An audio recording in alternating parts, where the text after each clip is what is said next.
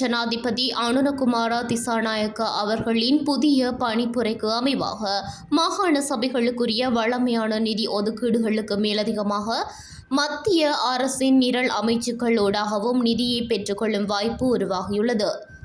எனவே வடக்கு மாகாண சுகாதாரத்துறையின் தேவைகளை நிவர்த்தி செய்ய மத்திய சுகாதார அமைச்சிலிருந்து மேலதிக நிதியை பெற்றுக்கொள்வதற்கான திட்ட முன்மொழிவுகளை உடனடியாக தயார் செய்யுமாறு வடக்கு மாகாண கௌரவ ஆளுநர் என் வேதநாயகன் அதிகாரிகளுக்கு பணிப்புரை விடுத்தார்.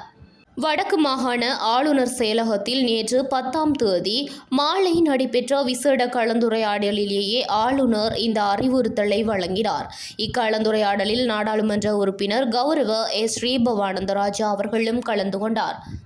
இதன்போது கருத்து தெரிவித்த ஆளுநர் மேலும் கூறியதாவது, ஜனாதிபதி அவர்கள் மாகாண சபைகளுக்கு நிரல் அமைச்சுக்களூடாகவும் நிதியை ஒதுக்குமாறு பணித்துள்ளார். நிதி ஆணைக்குழுவும் இதனை உறுதிப்படுத்தியுள்ளது. எனவே எமது மாகாணத்தின் மேலதிக தேவைப்பாடுகள் மற்றும் புதிய திட்டங்களை முன்வைப்பதனூடாக இந்த நிதியை பெற்றுக்கொள்ள முடியும். நாடாளுமன்ற உறுப்பினர் ஸ்ரீபவானந்தராஜா அவர்கள் மத்திய சுகாதார அமைச்சின் நாடாளுமன்ற மேற்பார்வை குழு மற்றும் உபகுழு ஆகியவற்றில் அங்கம் வகிக்கின்றார்.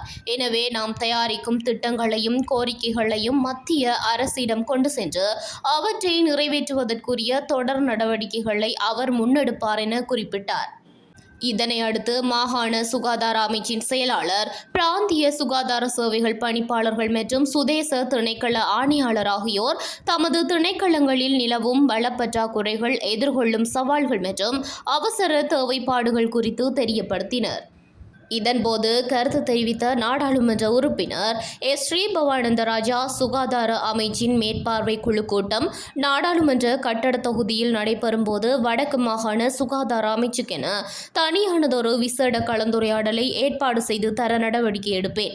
அந்த சந்தர்ப்பத்தை பயன்படுத்தி மாகாணத்தின் சுகாதாரத்துறை சார்ந்த தேவைகளை நிரல் அமைச்சின் உயர் அதிகாரிகளிடம் நேரடியாக எடுத்து கூறி தீர்வுகளை பெற்றுக்கொள்ள முடியும் என உறுதியளித்தார்.